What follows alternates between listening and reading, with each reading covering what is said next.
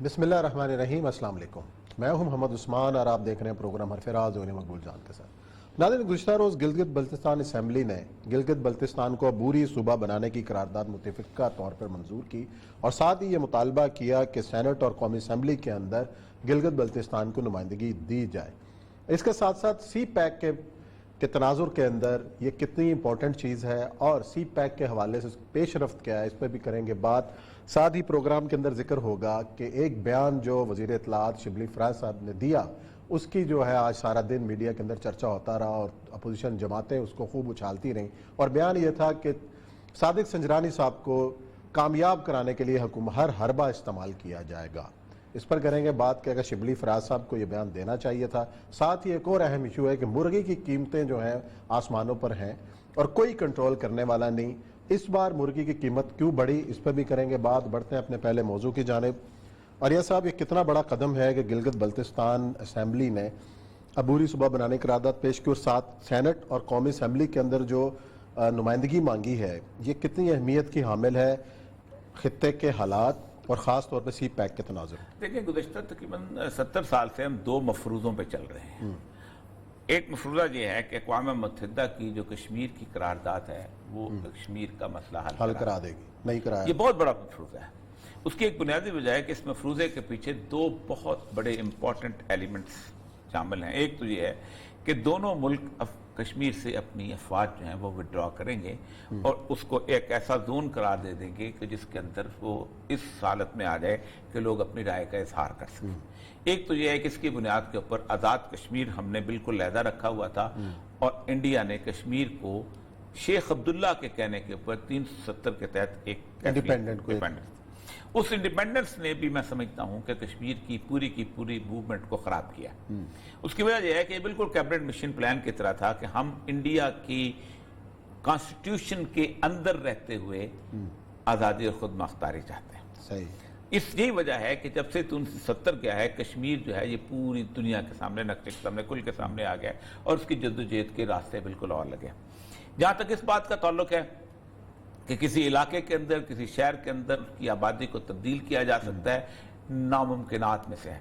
بہت کوشش کی سکھوں کی پنجاب سے تبدیلی کرنے کی، لیکن پنجاب سکھوں کا رہا۔ یہاں سے جتنے سکھ گئے تھے، کسی کو کلکتہ میں سیٹل کیا گیا، کسی کو دلی میں سیٹل کیا گیا، کسی کو کیرلا میں سیٹل کیا گیا، لیکن اس کے باوجود بھی دلی اسی طرح کشمیر میں جو پاپولیشن ہے وہ اس کے اندر اس کو بدلنا ناممکنات میں سے ہوتا ہے۔ دور سے آ کے رہنا، اس کو سیٹل کرنا، ہر ایک کے سر کے پر آپ فوجی کھڑا نہیں کر سکتے۔ تو ایک تو یہ تھا کہ یہ دونوں جو ہے اس صورتحال۔ تیسری بات یہ ہے کہ گلگت بلتستان کی ایک اپنی تاریخ ہے۔ وہ تاریخ یہ ہے کہ جو گلاب سنگھ ڈوگرا تھا، اس نے گلگت بلتستان کو کشمیر کے اندر شامل کیا تھا۔ اس کے علاوہ وہ کہتے ہیں کہ اس سے پہلے ہم ایک بالکل آزاد سی ریاست رکھتے تھے، بلتستان تھا، التستان تھا، فلاں تھا، یہ تھا، وہ تھا۔ سید علی ہمدانی سے ہم چلے آ رہے تھے اور لداخ کے ساتھ ہمارے اس کے تعلقات تھے۔ سید علی ہمدانی نے آ کے ان کو مسلمان کیا تھا اور ہم نے پاکستان کے ساتھ سب سے پہلے الحاق کا اعلان کیا تھا۔ آپ کو یاد ہوگا ان کی تاریخ ہے۔ لیکن ہم نے اس مفروضے پر رکھا کہ کل کو اگر کشمیر میں ریفرینڈم ہوتا ہے تو مسلمانوں کی آبادی کی گنتی جو ہے وہ زیادہ ہو جائے گی، تو ہم صحیح جائے۔ یہی وہ چیز ہے کہ جس نے بنیادی طور پر ہمیں اس دھوکے کا شکار رکھا کہ اس سارے کے سارے پیرافرنیلیا میں عالمی برادری جو ہے وہ کشمیر کا مسئلہ حل کرے گی۔ اب عالمی برادری کے حوالے سے یہ مسئلہ جو ہے ایک اور معاملے کے اندر زیادہ اہم ہوتا چلا جا رہا ہے۔ وہ یہ ہے کہ آپ کا سی پیک جو ہے وہ گلگت بلتستان سے گزرتا ہے، کوئی اور راستہ نہیں، ٹھیک؟ یا کشمیر سے تھوڑا سا آ کے گزرے گا، وہ بھی وہیں جا کے آخر میں وہیں گلگت بلتستان سے جا کے اس سی پیک کے اندر آپ کو یاد ہوگا دیامیر بادشاہ ڈیم جو ہے اس جب بننا شروع ہوا تو انڈیا نے شور مچایا تو چائنیز نے فٹ ڈاؤن کر لیا کہ نہیں، ہم بنائیں گے۔ اب اگر آپ اس کو ٹیریٹوریل جورسڈکشن میں شامل کرتے ہیں، ظاہر بات ہے یہ کوئی ایک بالکل سے کہتا ہے نا ایک انٹرنیشنل لیول کی صورتحال کو ٹھیک کرنے کے لیے، ورنہ کل کو وہ ریفرینڈم کرانے لگیں گے تو کون کہے گا کہ یہ کشمیر کا ایسا نہیں تھا، واپس کر دیں۔ تو چائنا کی سی پیک کے اوپر اگر خدا نخواستہ کل کو ایک بڑی جنگ خدا نخواستہ چھڑتی ہے، جو اس وقت کہا جاتا ہے کہ کویٹ ایک بنا ہے، کویٹ کہتے ہیں 4 ملکوں کا اتحاد، اس میں ہیں جاپان، آسٹریلیا، انڈیا اور امریکہ۔ یہ کویٹ بنا ہے چائنا کے خلاف۔ یہ کویٹ کہتا یہ ہے کہ ایک ڈسپیوٹڈ ٹیریٹری ہے جو کہ گلگت بلتستان ہے، جو نہ انڈیا کے قانون کا آئین کا حصہ ہے، نہ پاکستان کے آئین کا حصہ ہے، صحیح۔ تو اقوام متحدہ ایک لائسنس دے دیتی ہے کویت کو یا کسی کو بھی کہ تم جا کے اس ڈسپیوٹڈ ٹیریٹری کو جا کے تم فتح کر لو، ان کے لوگوں سے جا کے پوچھو کہ تم کس کے ساتھ رہنا چاہتے ہو اور پرائیویسائڈ کرا دو، تو یہ ایک بہت بڑی انٹرنیشنل ایشو بن جائے گا۔ صحیح۔ اور کل کو خدا نہ خواستہ اس جنگ کا جو ہے اس میں پاسا پلٹنے کا خدشہ ہو سکتا ہے۔ تو چائنا کی اپنی ریزرویشنز موجود ہیں اس معاملے۔ دوسرا، گلگت بلتستان کے اندر آپ گھوم جائیں، خپلو سے شروع ہو جائیں، شگر میں چلے جائیں، آپ یہاں پر گلگت میں آ جائیں، کہیں بھی آپ چلے جائیں، آپ کو گلگت بلتستان کا شہری یہ کہتے ہوئے نظر آئے گا کہ ہمیں آزاد کشمیر یا کشمیر کے ساتھ مت گنو، ہم بہت پہلے سے آپ کے ساتھ تھے، ہماری ساری کی ساری وفائیں آپ کے ساتھ تھیں، ہمارے تعلقات آپ کے ساتھ، ہمیں اپنے ساتھ رکھو۔ پھر وہ پورے کا پورا جو معاشرہ ہے وہ معاشرہ بڑا متحمل مزاج معاشرہ ہوتا تھا۔ آپ کو یاد ہوگا کہ اس کے اندر تشیع بھی بہت زیادہ ہیں اور سنی بھی بہت زیادہ ہیں، دونوں ہیں، لیکن ان کے درمیان ایک اور گروپ آتا ہے جس کا نام ہے نور بخشہ۔ آغا خانی تو بلتستان کے اندر ایک خاص علاقہ، علی آباد کے علاقے کے اندر ہیں، وہ بھی کافی ہیں، لیکن سارے جس کا پیسفل کو ایگزسٹنس، ایک دوسرے کی احترام کرتے ہوئے وہ رہتے ہیں، اور گلگت بلتستان کے اندر یہ بہت اچھی بات ہے۔ نور بخشے وہ ہیں جو کہ شیعہ اور سنی دونوں فقوں کو اکٹھا ملا کے زندگی گزارتے ہیں۔ اصل مسئلہ بنیادی طور پہ یہ ہے اس وقت اس سارے سینیریو کے اندر کہ کیا اس سارے معاملے کے اندر اگر ہم ان کو ساتھ ملا لیتے ہیں تو کیا ان کی زندگی کے اوپر کوئی فرق پڑے گا؟ یقیناً پڑے گا۔ ایک تو یہ ہے، کیا ان کے یہاں آنے سے ہمارے ہاں ایک اور اکائی کا اضافہ ہوگا؟ جب اکائی کا اضافہ ہوگا تو یہ پانچویں اکائی بن جائے گی۔ پہلے جہاں 4 اکائیاں تھیں اور 5ویں اکائی بہت چھوٹی سی ہوگی، کیا اس کو ہم سینٹ کے اندر کیسے بیس بنائیں گے؟ بہت سارے ایشو بنتے ہیں۔ لیکن یہاں پہ یہ بھی دیکھنا پڑے گا نا، اور یہ صاحب ہم نے قبائلی علاقہ جات کو ضم کیا، خود کو انہوں نے کے پی کے میں ضم کر دیا نا، ان کا کیا فائدہ ہوا؟ ان کو کوئی ثمرات ملے اس بات کے؟ ان کو بیسیکلی کرنا ہی چاہیے تھا کہ ان کو علیحدہ رکھنا چاہیے تھا۔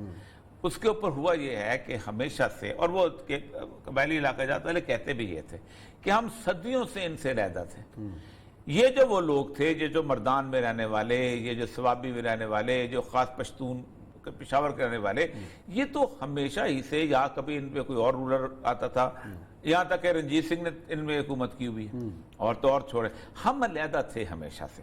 ہم انگریز کے خلاف بھی لڑتے رہے، ویسے بھی لڑتے رہے، ہمارا ایک پورا قبائلی علاقہ جات کا سٹرکچر ہونا تو یہ چاہیے تھا کہ 4 کی بجائے 5ویں اکائی بنا دی جاتی، صحیح، اور ان کو ایک باقاعدہ علیحدہ ریپرزنٹیشن دے دی جیسے ان کی تھی۔ لیکن ہم نے کے پی کے اندر ایک آبادی کو ظاہر کرنا تھا، پشتون آبادی کو ڈومینیٹ کرانا تھا، تو ہم نے پشتون آبادی کو وہاں ڈومینیٹ کرا دیا، کیونکہ اگر پرانے والا پشتون خیبر پختونخوا ہوتا تو اس میں پختون جو تھے وہ بحثیت لینگویج، بحثیت ایتھنک میجورٹی میں نہیں آتے تھے۔ یہ سارے کا سارا جو ہے اپنا علاقہ جو ہے ہزارہ کا بالکل پشتونوں کا علاقہ نہیں ہے، خود پشاور شہر ہندکوں کی زبان ہے اور بہت سارے، لیکن وہ انہوں نے اس کو صوبے میں ضم کر دیا، اس کو انہوں نے صوبے کی اکائی کا حصہ بنا دیا، ان کی سینٹ کی نشستیں بھی گئیں، سب کچھ چلا گیا، اور پارٹ آف اٹ۔ یہی وجہ ہے کہ وہاں پر آج تک سیٹلمنٹ نہیں ہو سکی آپ کی، آج تک وہ امن و امان کی وہ صورتحال پیدا نہیں ہو سکی۔ وہ کسی زمانے میں وفاق سے اپنے سارے معاملے لے لیتے، دیکھیں ان کے بندے جو تھے وہ تھوڑے سے مارجن سے پاس ہوتے تھے اور سی ایس ایس میں آتے تھے، میں نے 224 نمبر 236 نمبر ان کی پوزیشن تھی، وہاں سے سی ایس ایس میں آتے تھے۔ ان کا کوئی نہ کوئی بچہ کوئی برنال میں پڑھ رہا ہوتا تھا، کوئی یہاں پر اپنا لانس کالج میں پڑھ رہا ہوتا تھا، کوئی ایچ میں پڑھ رہا ہوتا تھا، وہ قبائلی ریپرزنٹیشن کے طور پہ وہ کرتے تھے۔ اور دوسری بات یہ تھی کہ وہ ایک آزاد طور پہ رہتے، اور قائد اعظم کے ساتھ ان کا ایگریمنٹ ہوا تھا کہ آپ یہاں سے فوج لے لیں اور ہم دفاع کریں گے۔ تو اصل مسئلہ یہ ہے کہ یا تو گلگت، اب تک اگر آپ نے گلگت بلتستان کو یہی کرنا ہے کہ کسی ایک صوبے کا حصہ بنانا ہے تو پھر نہیں، ہم تو نمائندگی کی بات ہو رہی نا کہ وہ تو ایک خود مختار جو عبوری صوبہ بنے اور اس کے بعد سینٹ میں دیکھیں قانون کے اندر وہ صوبہ نہیں ہے، قانون کے اندر وہ صوبہ نہیں ہے، قانون میں گلگت بلتستان کا آئین میں کوئی ریفلیکشن ہی نہیں ہے، وہ ایک لوکل گورنمنٹ کی ایک آرڈیننس ہے، اس لوکل گورنمنٹ کے آرڈیننس کو انہوں نے گورنر اور وزیر اعلیٰ کا نام دے دیا ہوا ہے، بنیادی طور پر اس کی آئینی حیثیت کوئی نہیں ہے۔ اچھا نہیں ہے کہ اگر سینٹ میں ان کی نمائندگی ہونی چاہیے، میں تو کہتا ہوں جتنے چھوٹے صوبے ہوں اور اتنا بہتر ہے، جتنے چھوٹے اتنی ان کی نمائندگی ہوگی وہ بہتر ہوگی۔ چلے جی، بریک کا ٹائم ہے، بریک لیتے ہیں، بریک کے بعد آتے ہیں اور ذکر کریں گے ایک سیاسی مسئلے کا، اور سیاسی جو بھونچال کھڑا ہوا ہے وہ شبلی فراز صاحب کے بیان۔